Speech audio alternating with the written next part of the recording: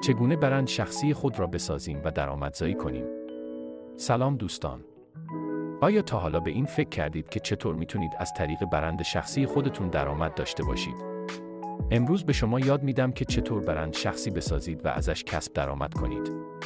پس تا آخر ویدیو همراه من باشید. افرادی مثل گری وی، الکس هرموزی یا ایلان ماسک را نام ببرید. بگویید که چطور برند شخصی به رشد بیزنس آنها کمک کرده است. برند شخصی چیست؟ برند شخصی یعنی اینکه مردم شما را با مهارت، تخصص و شخصیت خاصی بشناسند. فرقی نمیکنه که بلاگر، کارآفرین یا فریلنسر باشید. داشتن برند شخصی به شما کمک میکنه مشتری جذب کنید و درآمد بیشتری داشته باشید. فرض کنید 2 نفر در اینستاگرام درباره بازاریابی محتوا صحبت میکنند. یکی محتوای قوی و هویت مشخص دارد و دیگری فقط پست‌های تصادفی میگذارد. به نظر شما مردم کدام را بیشتر دنبال میکنند؟ 1. خودتان را بشناسید، مهارت‌ها، علاقه‌ها و ارزشی که ارائه می‌دهید را مشخص کنید. 2.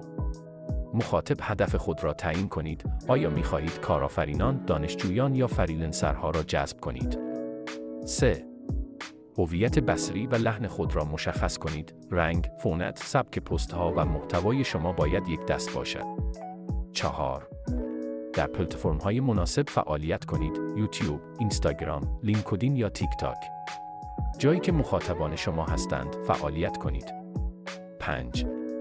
محتوای ارزشمند تولید کنید، آموزش بدهید، داستان بگویید، تجربیات خودتان را به اشتراک بگذارید. برای مثال، اگر در زمینه طراحی داخلی فعالیت دارید، ویدیوهای آموزش طراحی، نقد دکوراسیون‌ها و نکات تخصصی را منتشر کنید تا مخاطبان به شما اعتماد کنند. روش‌های درآمدزایی 1. مشاوره و خدمات. وقتی مردم شما را به عنوان متخصص بشناسند، می توانید خدمات مشاورهایی بفروشید. 2. دوره‌های آموزشی، آموزش‌های آنلاین یا حضوری برگزار کنید. 3. همکاری با برندها، اسپانسرشیپ. برندها به شما پیشنهاد همکاری می‌دهند چون تاثیرگذار هستید. 4. فروش محصولات دیجیتال یا فیزیکی مثل کتاب‌های الکترونیکی، طراحی‌ها یا حتی کالاهای برند شخصی خودتون. 5. تبلیغات و افیلیت مارکتینگ. در یوتیوب و اینستاگرام تبلیغات بگیرید یا لینک‌های افیلیت قرار دهید.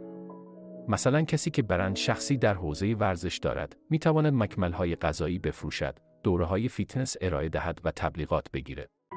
اگر می‌خواهید برند شخصی قوی بسازید، از همین امروز شروع کنید. یادتون نره که محتوا پادشاهه و استمرار کلید موفقیته. تو کامنت ها به هم بگید که دوست دارید برند شخصیتون تو چه زمینه‌ای باشه. و اگر از این ویدیو خوشتون اومد، لایک کنید، سابسکرایب کنید و زنگوله رو بزنید تا ویدیوهای بعدی رو از دست ندید.